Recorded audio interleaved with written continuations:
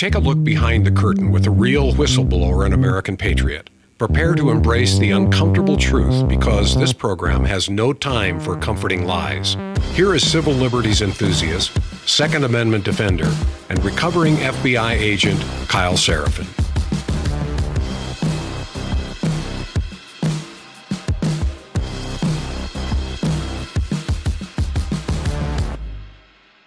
Well, hello, my friends. Welcome to the Kyle Seraphin Show. We are rolling. We are live right now on rumble.com/Kyle Seraphin. We are over on X, and we appreciate you guys following us over there. And you can find us on locals. It's kyleseraphin.com. Today, we're going to talk about something kind of ugly. And I think I'm going to upset some of you. I just have that instinct that today is going to be one of those shows where I'm going to hit some of you where you feel it. We're going to be talking about entitlement. The word entitlement is going to be a prevalent theme throughout all of the topics that I want to hit today. We're going to be talking about, let me just kind of like do a quick survey here. We're going to be talking about people attempting to stop the mass firings at DOGE, and that means we're going to be talking about government workers in the federal government. We're going to be talking about state workers in the state of New York, including a prison guard strike. We're going to be talking about ZELENSKYY, the president of Ukraine. We're going to be talking about illegal aliens inside the United States who think they have a right to stay here. We are going to be talking about IVF, in vitro fertilization. We're going to be talking about Catholic bishops asking for more money to be able to help, quote unquote, migrants, aka illegal aliens that are inside the United States. And we're going to be talking about the media. And all of these things, I believe, can be sewn together under this banner of entitlement. The reason that when we look inside at all of those problems, and they're all significant, the overwhelming and the overarching theme that flows through all of these people is a sense of entitlement. And I pulled up a definition because I was curious. Well, first of all, I wanted to know, are there any pathological disorders that are associated with the trait of entitlement? And the answer is things like narcissistic personality disorder, borderline personality disorder, antisocial personality disorder. A lot of these personality disorder types, the things that make people like incompatible with others. Entitlement is a big symptom. It is a world view that causes significant issues. And that doesn't matter whether you're looking at a protest that is happening outside the state capitol in Austin, Texas. I've got some funny footage from Owen Schroyer talking to this. The people that are on the wrong side of the abortion debate, and I did say the wrong side because it's pretty clear, even when they start speaking, just let them open their mouth and say it. It's entitlement to think that killing off another person is your right.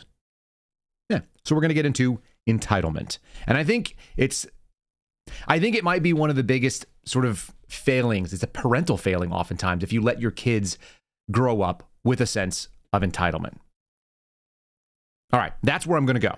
And so brace yourselves because it's going to probably get ugly for some of you. I guarantee some of you are going to be pissed off about it. Oh, even more, we're going to talk about that the airliner that flipped. Again, entitlement, all of those things. Before we get started, let's talk about something that, in addition to entitlement, nobody likes being sick. I am the weakest person when I'm sick. And the one thing that I definitely don't want to do is have to make decisions. That's the hardest thing to do when you're feeling terrible because all you want to do is lay around and do nothing. If you're an adult, you've been sick, you know what it's like. If you want to avoid sort of that crisis of, do I go to a doctor? Do I solve this problem? Or do I just do the thing I know I need to do? You can go to twc.health/Kyle and you can prepare instead of repair. You can limit one of the worst things, running errands, sitting in pharmacy lines, waiting in doctors' waiting rooms, trying to wait for someone to see you to tell you the thing that you already know about yourself.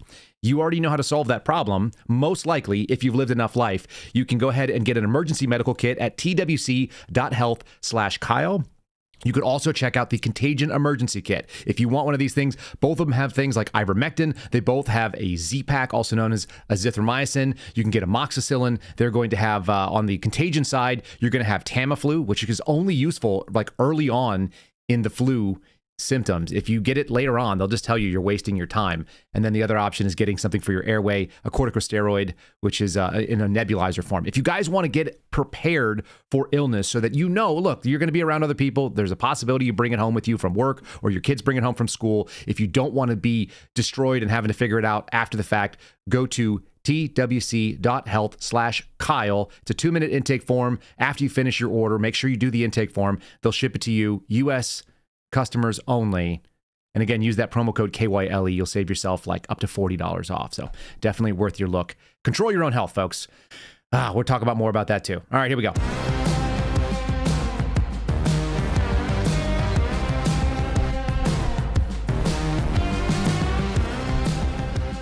So entitlement, again, we're going to just keep hammering it home. I said it yesterday,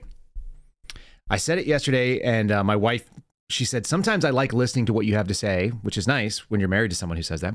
It's nice listening to what you say because I have that instinct, but I don't have the word per se. And so whenever I am listening to you articulate it, I go, yes, that is the thing. And this is really going to be your gift for the day, entitlement and being able to diagnose entitlement, to be able to give it a name. Because once people hear it, there's nothing positive associated with that term. Again, I'm looking through Google's sort of AI overview of it. A sense of entitlement is a symptom that can be part of different personality disorders. The sense of entitlement or symptoms of entitlement include feeling that rules don't apply to them. How often does that make sense? Believing that they deserve recognition, rewards, or other things that they, in fact, have not earned. Or, I remember Tom Segura talking about shopping for a luxury jet in one of his comedy routines. He's like, I just do go down the rabbit hole of doing online shopping, and then suddenly I'm looking for the private jet that suits my needs best, when in reality, I can't afford a private jet. I'm just looking at things, like if I was out there shopping for a yacht, I don't have the ability to have a yacht. I don't have the ability to maintain a yacht or afford a staff for a yacht. I certainly don't know how to pilot a yacht. And if I was out there doing that, there's a sense of entitlement, believing, as Tom Segura said, again, a comedian, but sometimes hitting on those truths, that there is something that I have not quite earned that I believe that I should be associated with. And so this goes on and on. Craving attention and admiration, symptoms of entitlement. Struggling with criticism. Having an exaggerated sense of self-worth, feeling superior to others, when in fact you are not. How many of those things apply right now to those in the political left? I think a lot. I think a lot of them, in fact, do. And so this is kind of the funny part. There's an expectation that by default, we are the good guys. You're always the hero in your own story, are you not?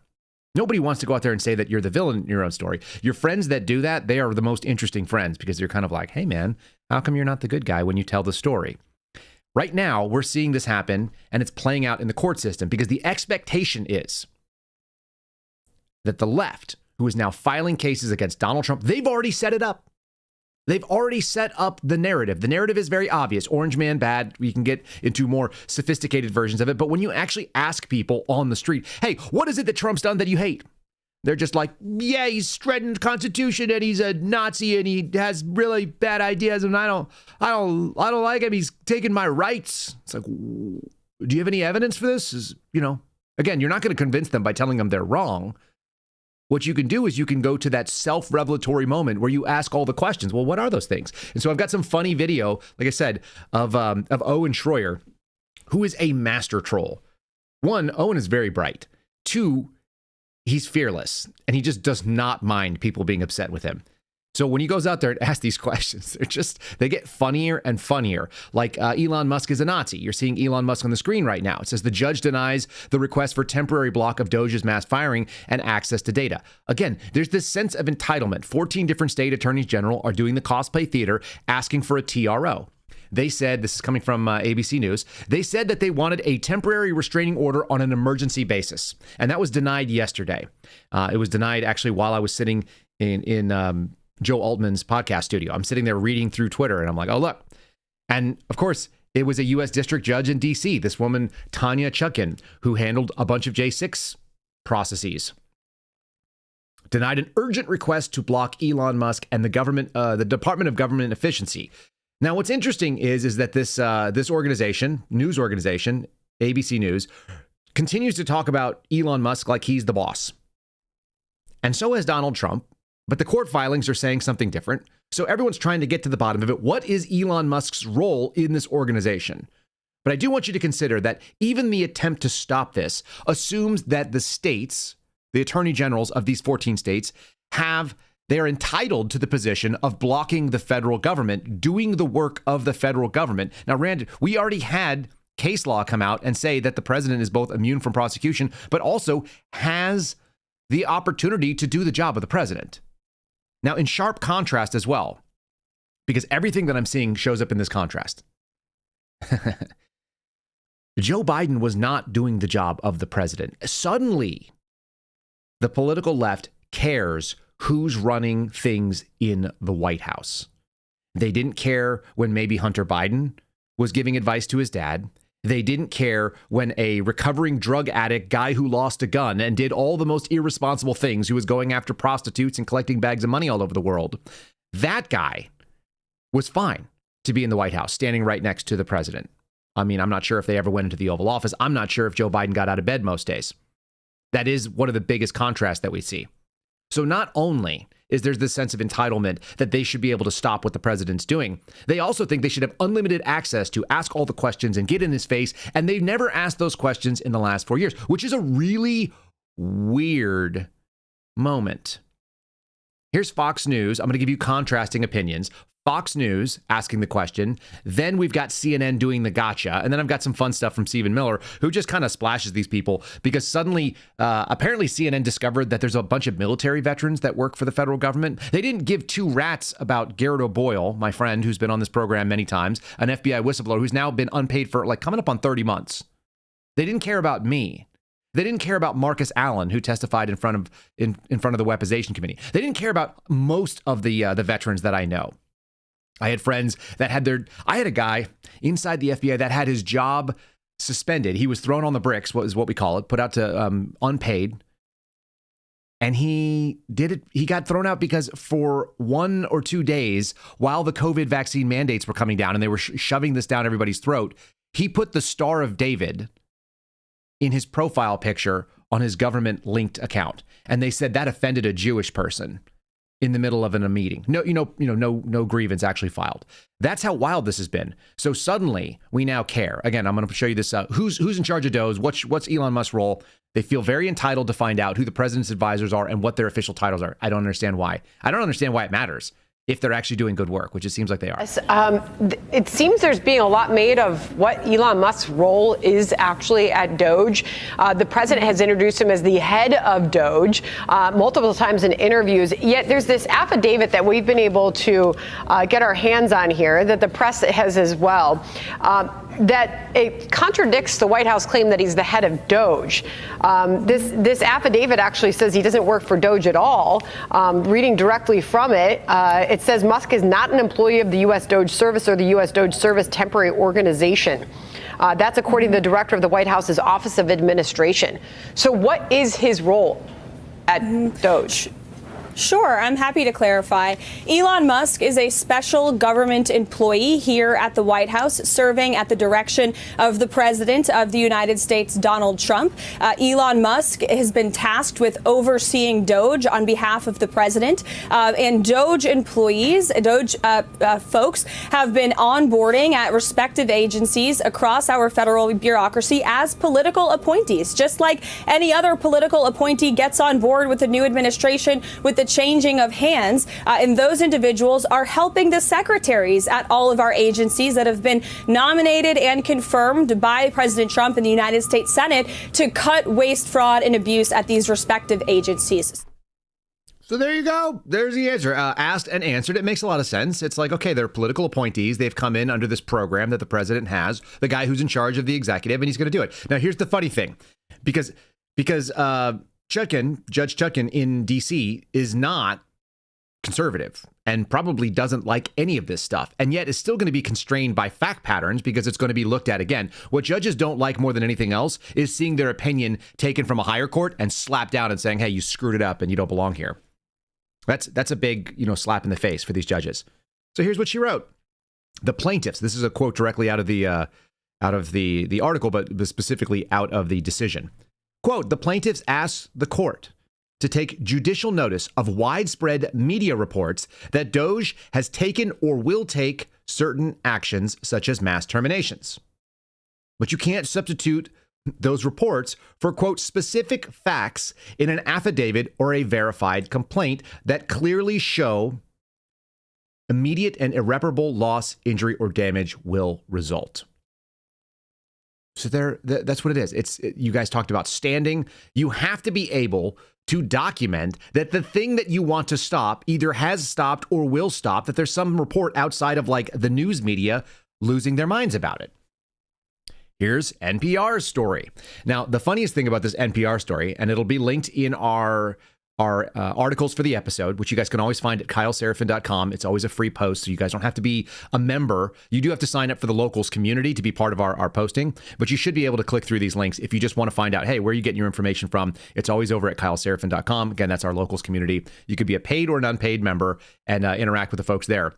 Plenty of information that goes on. This is a story that is quite funny. Again, this is that sense of entitlement that I get.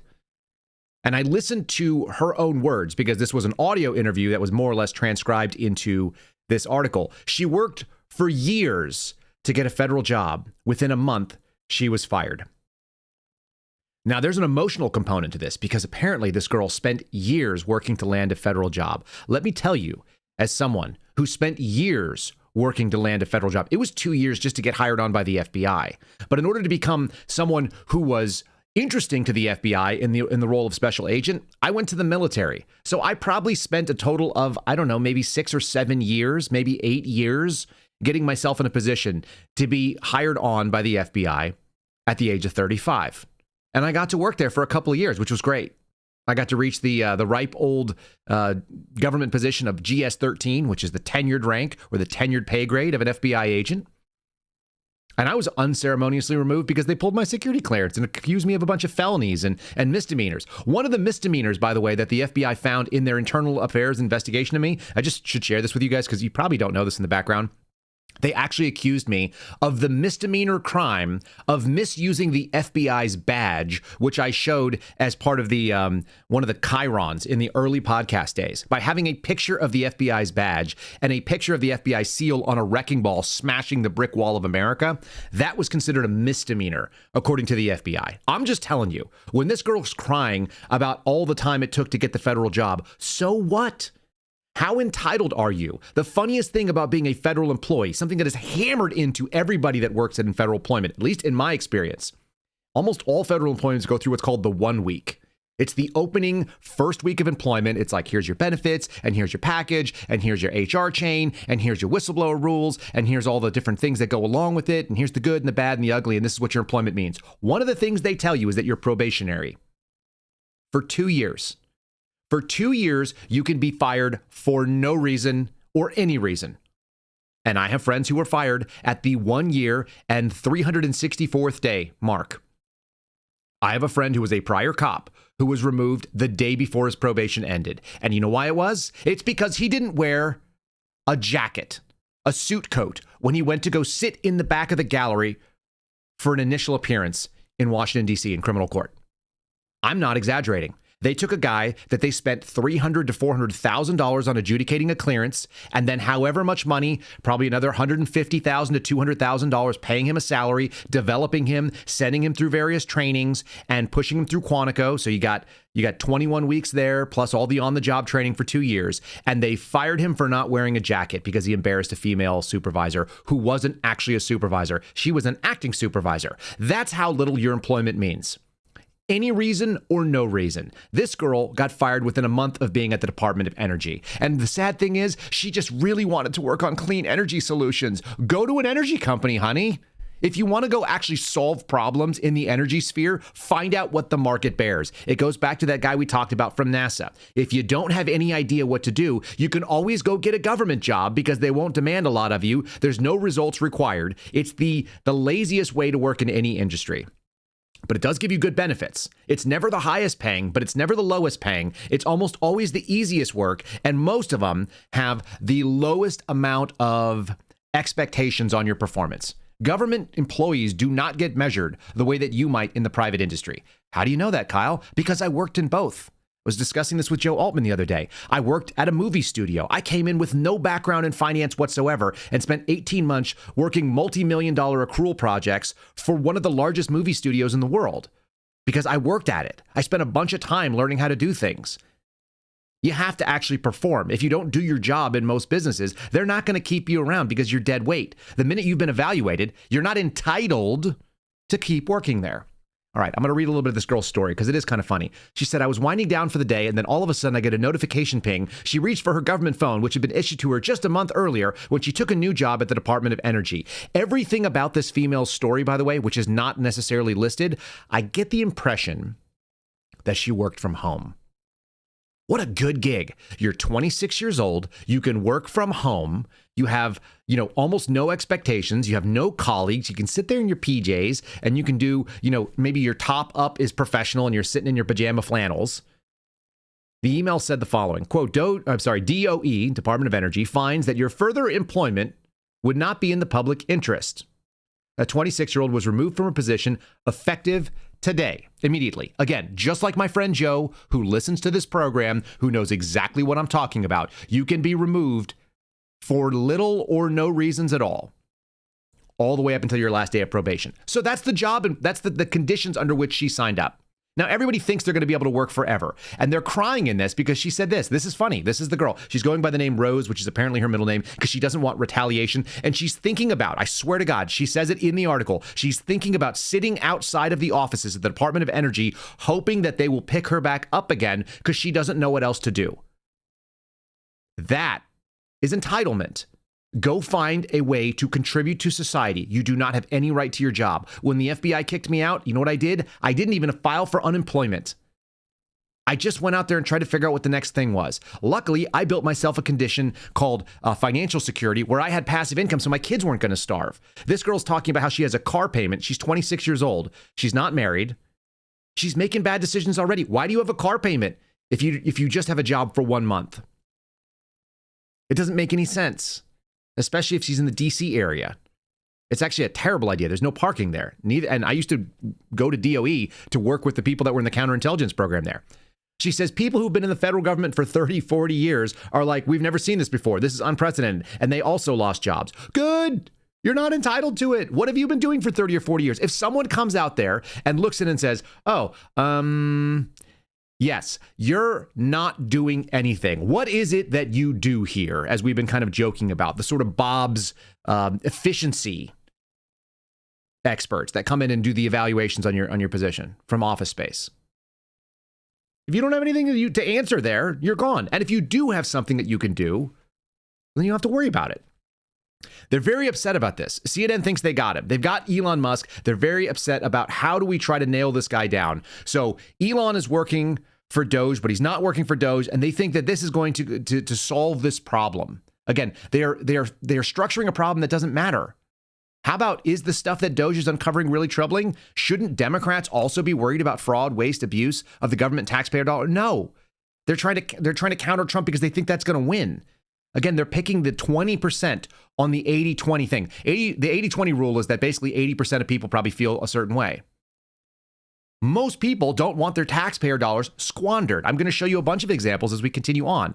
It's absurd. And this lady, and I can't remember her name, she thinks that she's smarter than she is. I'm going to show you some really funny stuff when she tries to go head-to-head with Stephen Miller, who's infinitely smarter than her and way more wily, and doesn't have a job as a stand-up host at CNN. He has a job like doing litigation, and now he's working on behalf of the U.S. president. It's not an accident that this guy is in this role. Documents filed by the Trump administration are raising new questions about Elon Musk's role in the White House. The filings say Musk is not an employee, nor is he an administrator of the Department of Government Efficiency, also known as DOGE. Instead, the billionaire is described as an advisor to the president, working as a special government employee. And like other senior advisors, this filing says Musk has no actual or formal authority to make government decisions himself. With us now is Stephen Miller. He is the White House Deputy Chief of Staff for Policy. Stephen, thank you so much for taking time for us. So who is in charge of DOGE? The President of the United States. He's the administrator of DOGE? No, the DOGE is what was formerly U.S. Digital Services. It's an agency of the federal government that reports into the office of the Executive Office of the President, which reports to the President of the United States. He's just describing how the executive works.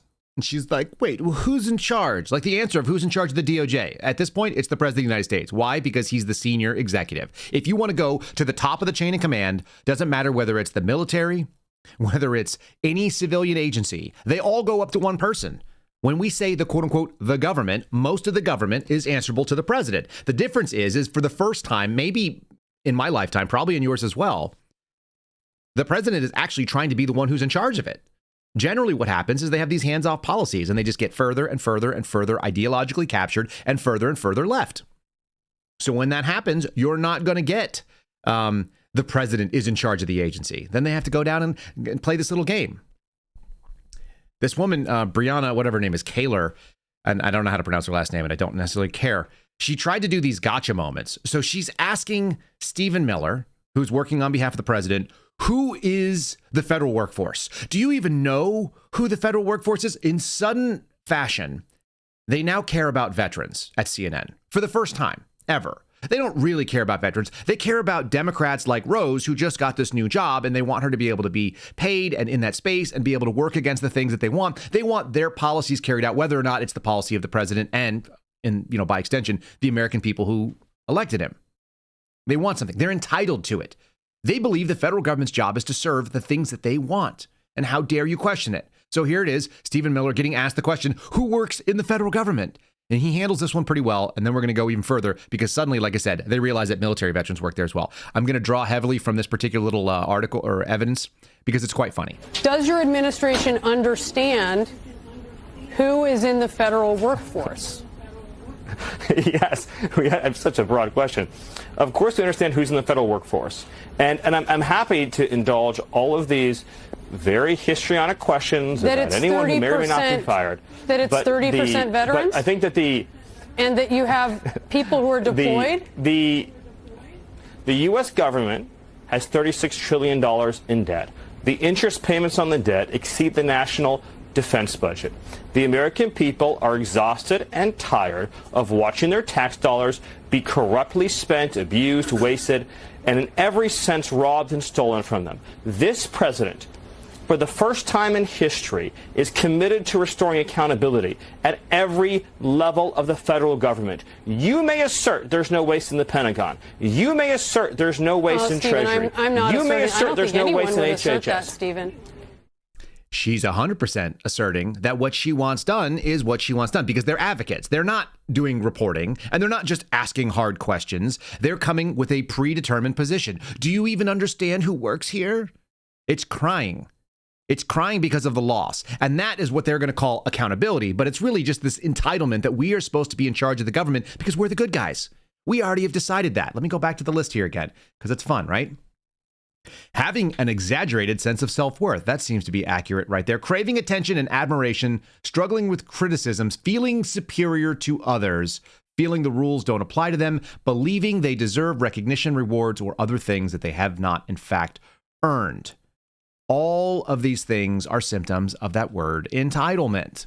Now, here's where it gets really fun. Like I said, suddenly CNN has decided that there are, in fact, military veterans who work for the federal government. Do you know who some of the least entitled people that I knew were? Because they dealt with really hard stuff and they knew how to just move on. There's a term inside those that have worked in that kind of space. Many of you may know it, or a turn of phrase. The phrase is embrace the suck. There's another one that's a little bit less fun. It's called bohica, which you guys will have to go look up on your own. Some of you know bohica. But embrace the suck means it's not going to be good and we don't have a choice. So onward we go. We're going to embrace the fact that things are going to suck.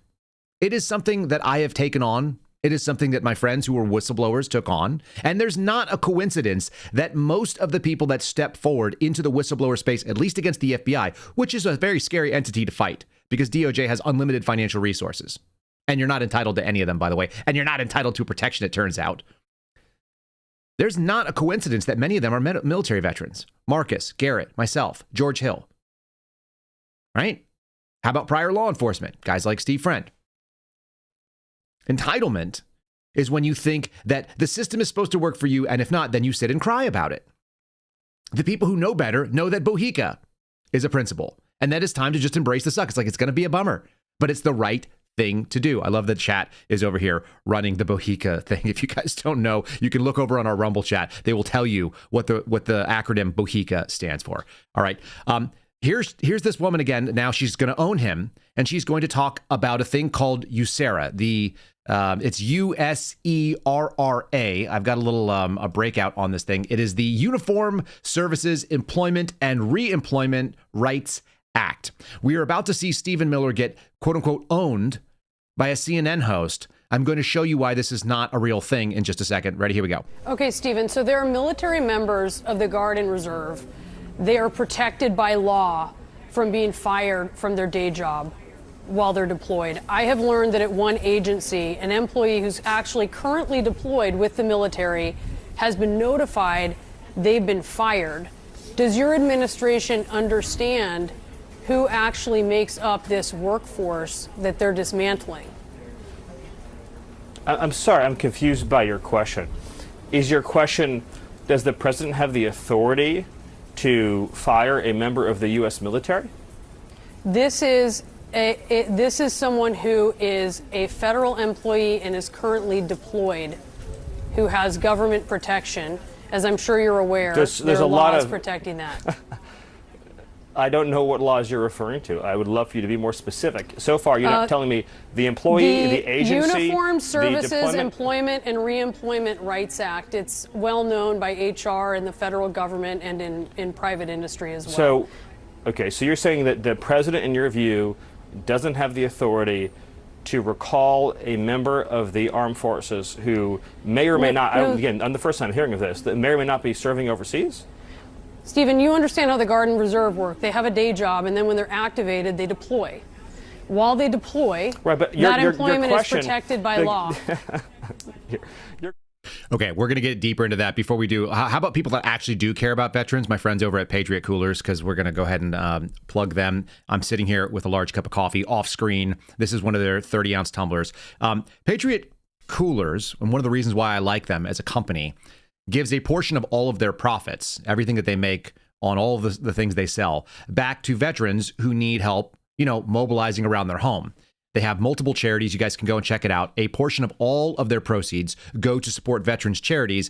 My brother has actually seen and been present when they've handed out those big checks, those sweepstakes checks. If you want to support veterans, you want to support the Kyle Seraphin Show, you want to support a company that actually has similar values probably to what you do, go to patriotcoolers.com.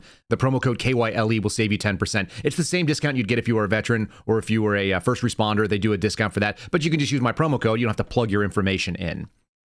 Patriot Coolers also has a Kyle Seraphin Show collection. You guys can find the link in the show description. And if you look over my shoulder up here, it's on the wall. There it is. There, I can point at it. It's on the wall. This is the black 30 ounce as well. It's got the suspendables, logos, the flag, the badge, and so on. If you guys want to support our program and support veterans and get yourself an awesome product that you're never going to be disappointed with. It's like one of the best looking cups.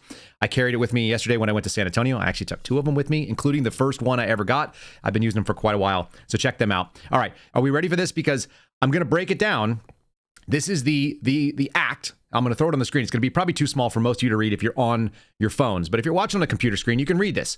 The referenced law is the Uniform Services Employment and Reemployment Rights Act, USERRA.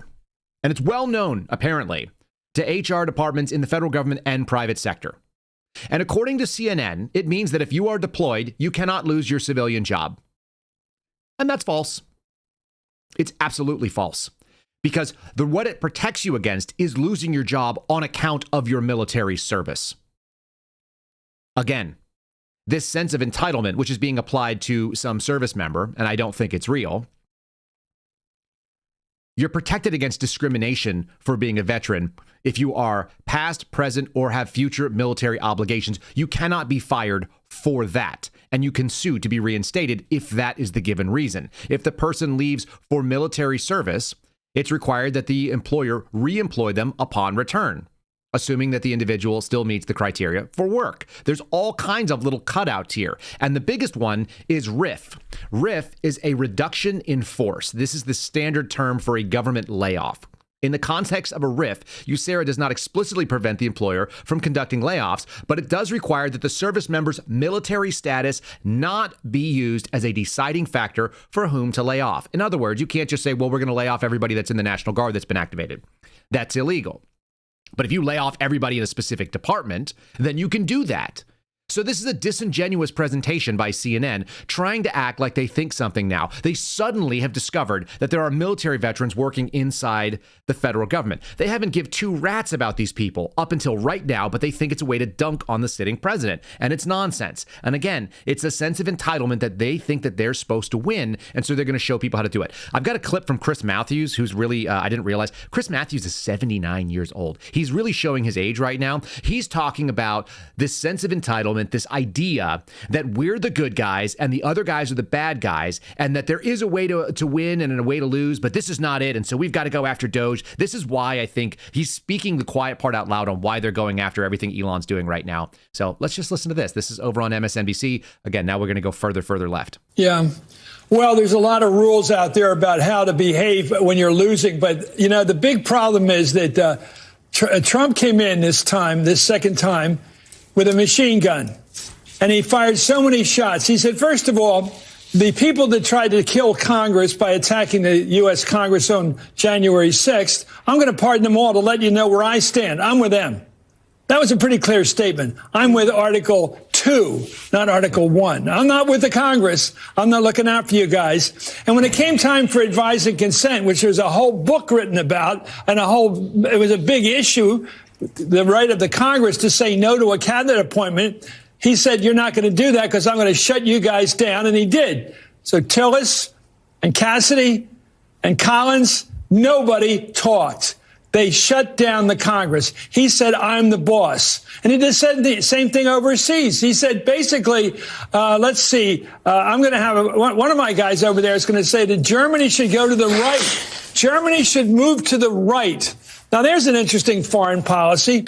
I haven't seen that in the 20th century, certainly. Go to the right. And that's what his vice president said. I want you to accept the AfD, join the right, put up with them, not only put up with them, tolerate and use them. Bring them forth. Go to the right. Get to the right. Okay, so what is his problem? He thinks that the president is now supporting the Article 2 powers of the president instead of the Article 1 powers of Congress. Who do you think started that? What kind of weird entitlement is it that everybody has to do what we think when they're in office? You have to play by the rules, not the rules that we invented, the rules that we want you to follow. How about we just read the Constitution? Article 2, Section 2. The president shall be commander-in-chief of the Army and the Navy of the United States and of the militia of the several states. Okay, that's pretty easy. He may require the opinion in writing of the principal officer in each executive department upon any subject relating to the duties of their respective offices, and he'll have the power to grant reprieves and pardons. Okay, so it's within his authorities as president to have a reprieve or a pardon for the things that happened on January 6th. That's a constitutional power. Deal with it, except in cases of impeachment. He can't do that. How about this? Clause number 2, under Section 2 of Article 2, he shall have the power, by and with the advice and consent of the Senate, to make treaties, provided that 2/3 of the Senate present concur, and he shall nominate, with the advice and consent of the Senate, shall appoint ambassadors and other public ministers and counsels and judges of the Supreme Court, and so on and so forth. The Congress may, by law, vest the appointment of such inferior officers as they deem appropriate in the president alone and in the courts of law or in the heads of departments. He shall fill up all the vacancies that happen during recess, if necessary, right? Like, this is not crazy stuff. This is what the Constitution says. These a-holes. It's so wild. They're the ones that are talking about a constitutional crisis, and yet it seems like they don't actually even know what the Constitution says. It says exactly what he's supposed to do. The first section of Article 2 explains who can be president, how to be president, how you get put in, and how you get taken out. If you guys don't read the Constitution, you don't know what it says. So make sure you do. You should carry a little pocket one with you or get the app. It's real easy. Section 2 says what the duties are. Section 3 says a couple of other things about when we have the State of the Union, which, by the way, we've turned into this grand thing. It's not even supposed, it says from time to time. And then he's going to go and tell people what's going on. That he's going to get ambassadors and other public ministers and show up. Look, all of these are constitutional duties. He's the guy that's supposed to go out and make the treaties, and then the Senate's supposed to approve them if they agree. He's doing that. And they're very, very upset that suddenly he's decided he's going to go talk to Vladimir Putin. Imagine being mad about Donald Trump going forward and talking to Vladimir Putin. We'll just go to the main piece here. He's made, this is CNN's headline. This is the front of their front page today. I kid you not. This is analysis. Are you ready? Trump makes his most hostile comments yet towards Zelenskyy. That's analytical. That's an opinion. How do I know? Because most hostile is a qualifier. It modifies the type of comment. And the only way that you could do that, it is not objectively the most hostile. It's what you believe. So it's not analysis as presented by Stephen Collinson, who is one of my favorites, hands down, because he's always a good example of someone who just says what he feels. It's emotional. It's entitlement. Here's the third paragraph. This is the first paragraph. This is the opening line of this particular article over on CNN. It looked like things couldn't get any darker for Ukraine. And then President Donald Trump spoke up. Oh, such analysis. That's not analysis. That's your emotional opinion, you beta. After cutting President Vladimir Zelenskyy out of the first U.S. talks with Russia on ending the war, Trump on Tuesday falsely accused Ukraine of starting the conflict that has ravaged its land and killed thousands of its people. Yeah, it's terrible what's happened there, by the way. It's absolutely atrocious. But if you're the big brother and the little brother picked a fight, and you're the one who's been fighting the fight, or you have been funding the fight, or the reason that the fight is not over is because you are standing behind the little brother, do we care what the little brother wants to do to negotiate out with the other guy on the other side, the bully, the big person that's going on? No. The United States has decided, for whatever reason, under Joe Biden, that we're going to bankroll the entirety of the Ukrainian defense. We are bankrolling NATO so that they can be part of it. Everybody's going to go and put money in. Do you know who has the biggest stake in there? I mean, the biggest life stake is obviously the Ukrainians, but financially, how many billions of dollars in treasure has the United States government sunk into this conflict? We have as much as a stake as anybody in talking about what should end it. And so, no, we don't care what Ukraine thinks. This puppet dictator who doesn't want to hold elections, who Donald Trump said, I think accurately, has plummeting. Just like he said, 4% approval rating. It's probably not that low, but Donald Trump speaks in hyperbole. He doesn't do the BS that Joe Biden does, where he's like, not a joke. That's not hyperbole, man. Whenever it was hyperbole, Donald Trump just says hyperbole and then he just doesn't caveat. You could actually call Donald Trump no caveats. That's the way he speaks. They're really, really upset. So here's a little video. This one is a pompous CNN a-hole who's going to take one single sentence out of dozens of minutes of him talking. They're going to give you about 8 seconds of it. I want you to hear how it's presented. Again, the sense of entitlement is that we think that we should be able to tell you exactly what the news is. We're going to spoon feed you an opinion and you must accept it. And I'll show you another little piece in just a second. Enjoy this exchange between Jake Tapper and some guy who takes less than one sentence from Donald Trump to be able to give his opinion. Back in our world lead and breaking news moments ago, President Trump weighing in on the talks between his government and Russia to end Russian leader Vladimir Putin's 3-year assault on Ukraine. CNN's Jeff Zeleny is traveling with President Trump. He's in Florida. Jeff, what exactly did President Trump just say? Well, Jake, the president is signing a couple executive orders and really having his afternoon session with reporters at Mar-a-Lago, but taking the side once again of Vladimir Putin, as we've seen really over the last week or so, but in striking new language, seeming to blame Volodymyr Zelenskyy, the Ukrainian president, for the war. Let's listen. And I think I have the power to end this war, and I think it's going very well. But today I heard, we weren't invited. Well, you've been there for 3 years. You should have ended it 3 years. You should have never started it. You could have made a deal. That's all they played. It cuts back and he was like, then he repeats back the words. Meanwhile, you've got breathless coverage by NBC News talking about how Zelenskyy hits back at Donald Trump's comments and says Ukraine is not for sale. Really? Since when? When has that started? Is that a new policy that you guys have now? It's suddenly not for sale? After several $100 billion? The best for the CNN piece, for me, is the way that they actually, they characterize the most hostile statements yet. An apparent bid in the process of pushing Zelenskyy aside, making deals using Vladimir Putin's talking points. I kid you not, that's out of an analytical piece, according to CNN. And they wonder why they've lost all the credibility. Maybe it's because they don't actually respect their readers. Again, this entitlement where they think that they can tell you what your opinion is and you're going to walk away with it. And nobody says it better than Jennifer Rubin. She's a 60-something-year-old pundit who just left the Washington Post. She was working there.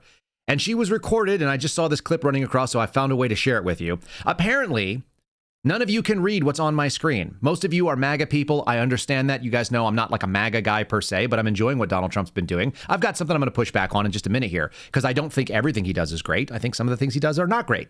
And you'll hear it in just a second. But here she is, Jennifer Rubin, again, Washington Post, cut from that same cloth of like analysis equals my opinion should be your opinion. This is the opposite of way that America was raised. I was never told that somebody else's opinion has to be mine. I don't have to have your opinion, and you don't have to share mine. You don't even have to believe that entitlement is the problem with airlines and illegal aliens and Washington Post reporters or writers or whatever. You don't have to believe that. You should take it and consider it and say, well, does it make sense? And if you say no, that's okay too. I'm not mad at you. You shouldn't be mad at me for having it.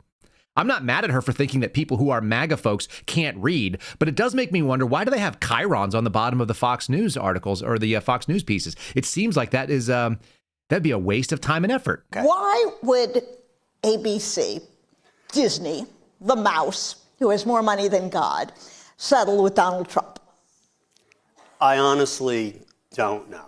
You know, I've asked, why would ABC? But people ask me all the time, why is the media so mamsy-pamsy? And there are two explanations. One is they are convinced that if they would just move a little bit to the right, all those MAGA readers out there, now you'll notice the contradiction in terms, MAGA readers, would pick up the Washington Post and they would have more readers. What is the logical fallacy here? Yes, reader. And there is nothing that the Washington Post could possibly do that would have those people take out a subscription. But they're convinced they're in there someplace. Right? Because none of you can read. They don't. Do they even hear themselves? You guys are honing in on the same thing. This is why I love our live chat. If you guys have never joined us over on rumble.com/Kyle Seraphin, the live chat is where my most amusing little comments come in, like during the actual moment. You guys are saying the same things I'm thinking. Her voice, like nails on a chalkboard, 100% that. What happened to her arm? Why is her arm broken? I assume because she's got like osteoporosis and she just has like weak bones. She probably has poor genetics. She probably doesn't take care of herself. She doesn't seem to. She's, maybe weakened by bitterness and hate. All of these things are questions that I might have. She felt like she was entitled to be able to lift a box that she couldn't. I don't know. Maybe she tried to open a pickle jar and doesn't have a man in her life. Whatever the issues are, I'm seeing some of these funny little moments where it's just like, it's awful. And nobody, you're going to just defame and say that these people are not good enough.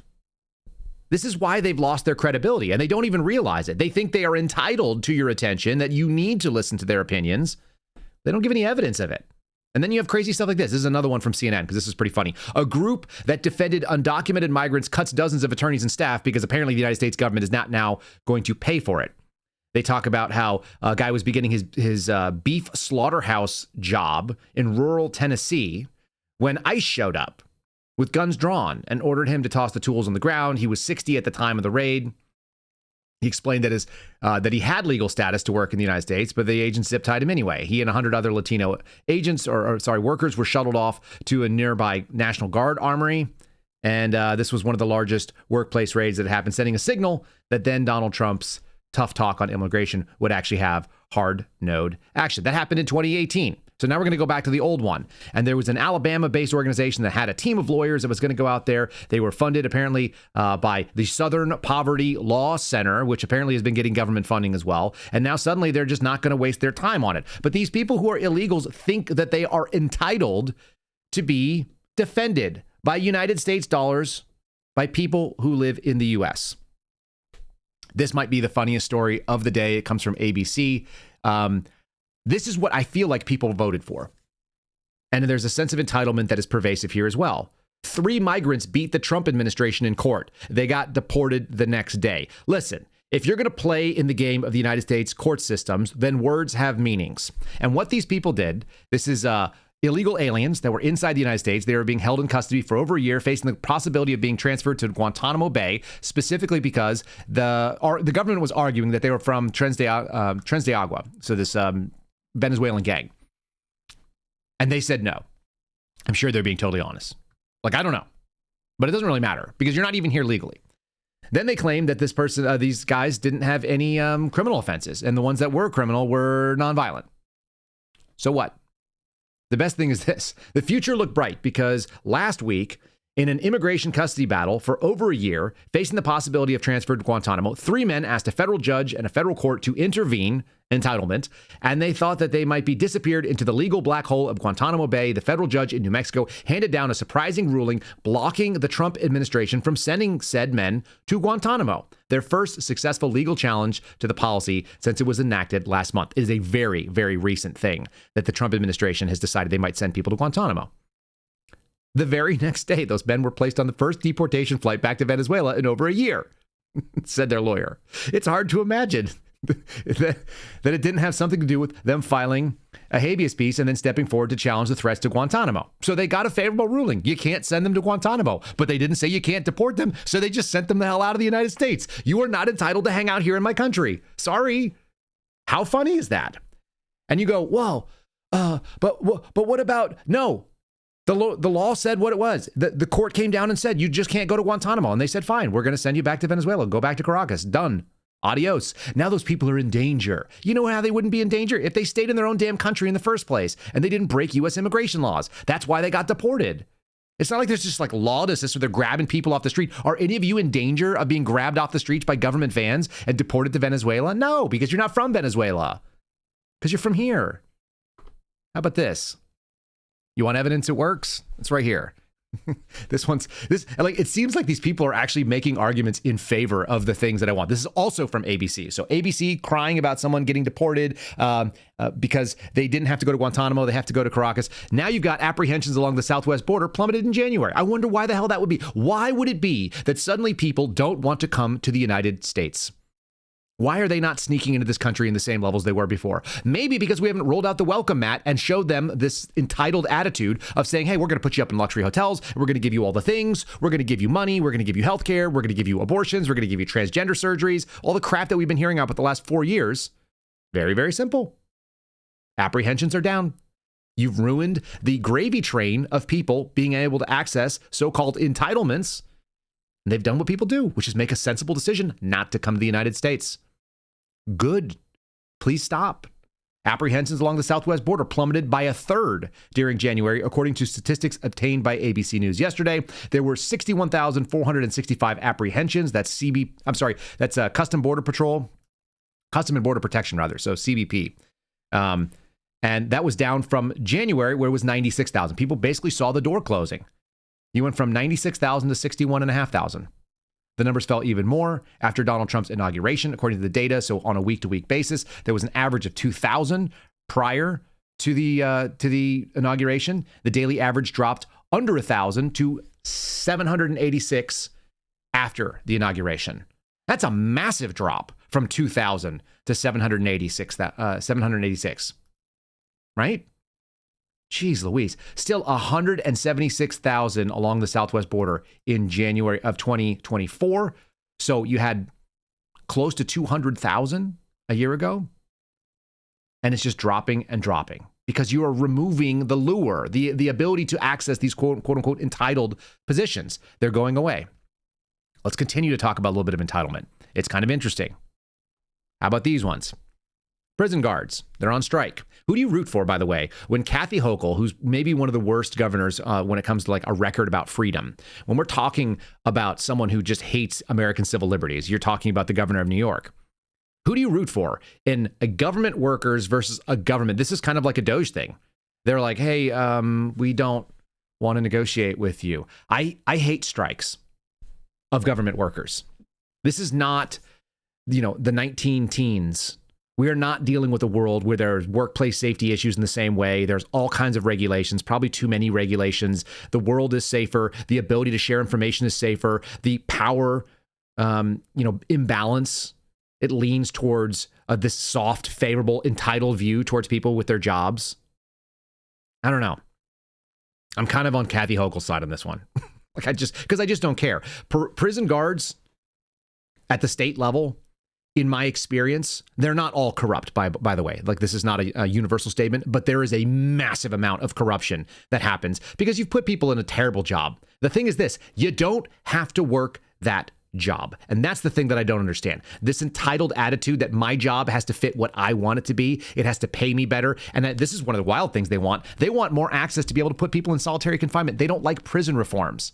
And I don't know enough to decide whether that's true, but talking to people who've been in solitary confinement, like folks that I have a newfound empathy for after January 6th and some of the ways that they've gone after him, my friend Alfredo Luna, listening to Stuart Rhodes over this weekend, listening to people who got thrown in solitary, it's pretty awful. It's a pretty terrible thing to remove people from other human beings and let them just sit in their mind. People go crazy. And that's what these state corrections officers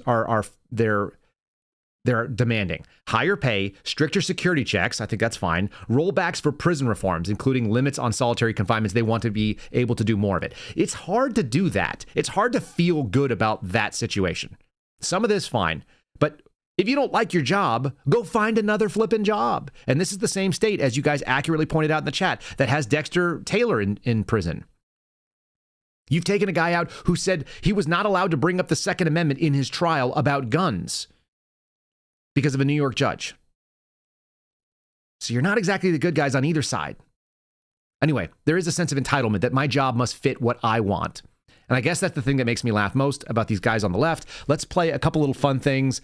How about women have no rights? This is why the arguments don't work, because they don't actually have arguments. They just have this feeling that like whatever I want is what should happen. Here's Owen Schroyer as promised. I'm not trying to grow his beard out. I'm just trying to be me. But Owen Schroyer makes me laugh. And he's talking to what looks like a legit midget. I don't know why this woman is wearing like a toadstool thing, but she looks like one of the people from the Super Mario world. And apparently she has no rights. She wants to be able to kill babies. She says it, the quiet part, out loud in this one too. Is this a gay pride event? It's a humanity event. A humanity event? Yeah. Who doesn't have rights? Who doesn't? Yeah. I don't, as a woman, as you a minority. Don't? What rights don't you have? I don't have the right to kill a person that I'm growing inside my body. That's true. You don't have the right to kill a person. That's true. What rights don't you have? I have the exact same rights you have. No, you have more. Well, You know why you think you have more? No, I don't think I have more. You think I have more. Oh, no. You have more. So explain that. Explain history to you? Your founding fathers? What year is it?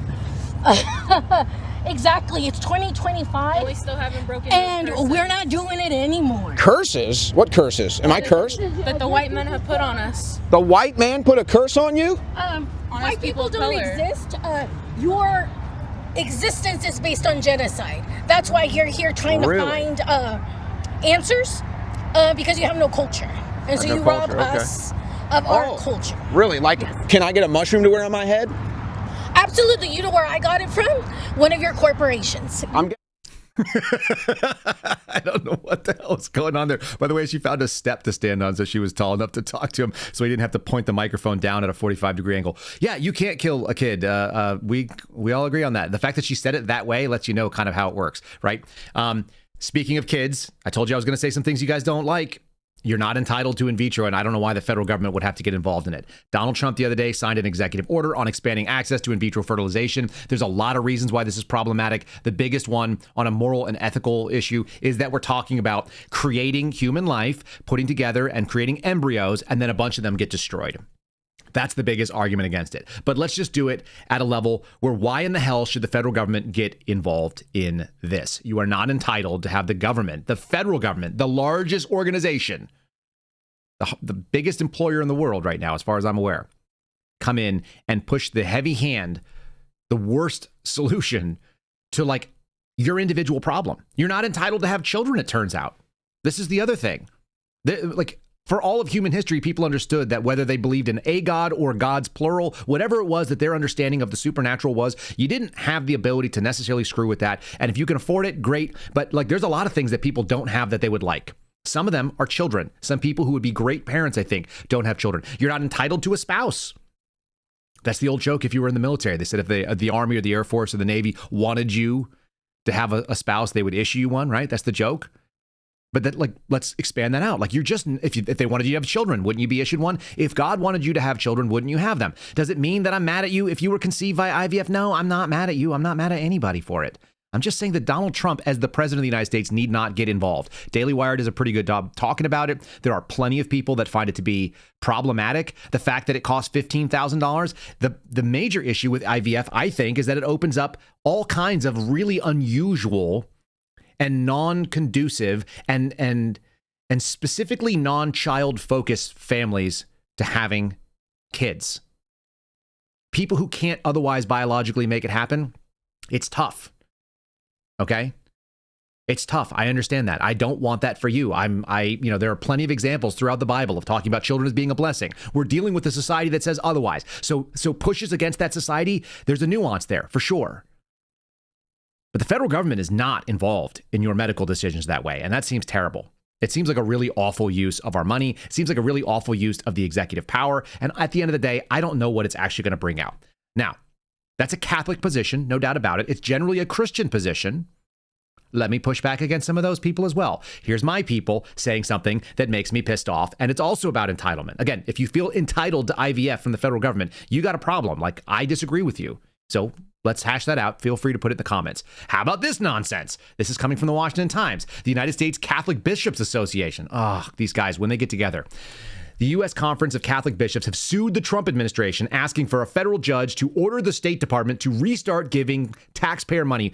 Gosh, talk about entitlement that the bishops say they need in order to help refugees who don't have a right to be here. Okay, so let's get to how entitled does it get? Your religious group, my religious group, these are the leaders of my church. The Catholic bishops are saying that the State Department must give them back money to help the people that came to the United States illegally, that they are referring to as refugees because they have co-opted that name. Because they are not refugees, not in a traditional status. They should have stopped in the first country. They're not asylum seekers because there's not an asylum law that would justify them. It is tough. It's not appropriate. The bishop said that they were giving assistance to 6,700 refugees, and Donald Trump shut off the government spigot. Yes, as is his right, as the chief executive. Deal with it. Deal with it. I'm just seeing this. Look at it. I told you guys you were going to be pissy about this. I don't care about your opinion on this. I don't agree with you. IVF is a net bad. The fact that you think that there are some goods out of it, exceptions don't prove the rule. The rule is it allows people that shouldn't have it. This will always be the case. I look forward to seeing you guys over on the X platform, or if you guys want to do it in the comments underneath on Rumble, let's play. But the fact of the matter is, there are plenty of things the federal government need not get involved in. IVF is one of them, and supporting migrants through a Catholic charity is another one. The church has a lot of money. If people want to put their money into it through private charities, I absolutely agree with that. If that's what the Catholic Church or your parish wants to do, or your pastor thinks that this is a priority, let them spend your money very, very close to you. Stop making it come through the federal government of my tax dollars. It's not good. So again, we have to take shots at everything. Let's do the last one. Speaking of shots, how about RFK? RFK Jr. is telling his staff that he will investigate the childhood vaccine schedule, antidepressant drugs, all the things that we were hoping would happen. This is another thing that should happen because the federal government does push a pretty heavy hand down, and it has raised a lot of questions. They delegitimized the strength of the institutions like the CDC and others. And so now you're seeing people feel like the sky is falling. My favorite is that this is from ABC News again. Numerous studies show no link between childhood vaccine schedule and autism, and yet, was it properly studied by people who actually didn't have a vested interest? I just want to know, because we have an opportunity right now, and it's a new opportunity. We have places like Joe Rogan's podcast. You've got people coming out suddenly after a lot of us have been talking. And here's the vice president of the United States. A lot of us have pushed back on Donald Trump's statements about Operation Warp Speed and his father of the vaccine and all this other kind of crap, which was not a good take and definitely could have lost him some votes in November from the people that are very conservative, not necessarily people who are Republican, but the conservative types like me that are like, man, you have to have a net positive set of good takes. And you've had some bad ones. It's nice to know that the number 2, J.D. Vance, is saying things like this, which I think are eminently reasonable. I'm not mad at anybody who got the vaccine shots. But if you think that you should force anybody else and you don't have any questions about it, what the hell are you reading? This is an obvious example that apparently MAGA people like J.D. Vance actually do read. Washington Post lady. Enjoy this. And I mean, you know, I took the vax, and you know, I haven't been boosted or anything, but the moment where I really started to get red pilled on the whole vax thing was the sickest that I've been in the last 15 years by far was when I took the vaccine. And I've had COVID at this point 5 times. I was in bed for 2 days. My heart was racing. I was like, the fact that we're not even allowed to talk about that, even, no like serious injury, but even the fact that we're not even allowed to talk about the fact that I was as sick as I've ever been for 2 days, and the worst COVID experience I had was like a sinus infection. I'm not really willing to trade that. And you don't even, everybody that I know, or a lot of people I know, they talk about the second shot that they got of the vaccine that made them really, really sick. Well, that's a side effect, and not a side effect that we even talk about enough in this country. No, it's also, again, we're talking about companies that have a long history of lying and being forced to pay criminal fines, and then we're giving them this exemption from being responsible for any of the side effects. Right? An entitlement to be able to take your money and not have any consequences. All these things, this entitlement sort of like theme, it's really bothering me, and it might be the rest of the week that we talk about it. Tomorrow, we're going to talk a little bit about that plane crash that happened in Toronto, because I want to get into that. I got a couple other things that we could get into. Apparently, they want to blame Donald Trump for inflation still. So all of the things, this entitlement that now that your guy's in, we want to see you, we want to hold you to your own standard. But when the standard is on, when the other team has got the ball, as Stuart Rhodes said over on our Sunday conversation, we don't ever want to see the standards applied to them. Very weird time to be alive. And if we're not debunking the stuff and asking the questions about what's going on, then we're going to get screwed up. Okay, I do have another video that we're going to end with as sort of our palate cleanse for the day. And it is an entitlement thing. You guys will laugh, but we're going to talk about my friends, the Snow Mexicans, who are up on the north side, up in America's attic, also known as Canadians. Why they are called Canadians is unknown to me. Snow Mexicans is getting some steam behind it. So make sure you're using that term. Let me remind you again, you want to support the channel. You don't have to do it financially. You can simply do it by sharing it with a friend. We're on X, we're on YouTube, we're on Rumble, and all those. You can share it by going to KyleSeraphinShow.com. Very, very simple website, and that will redirect you to Spotify. Spotify is free.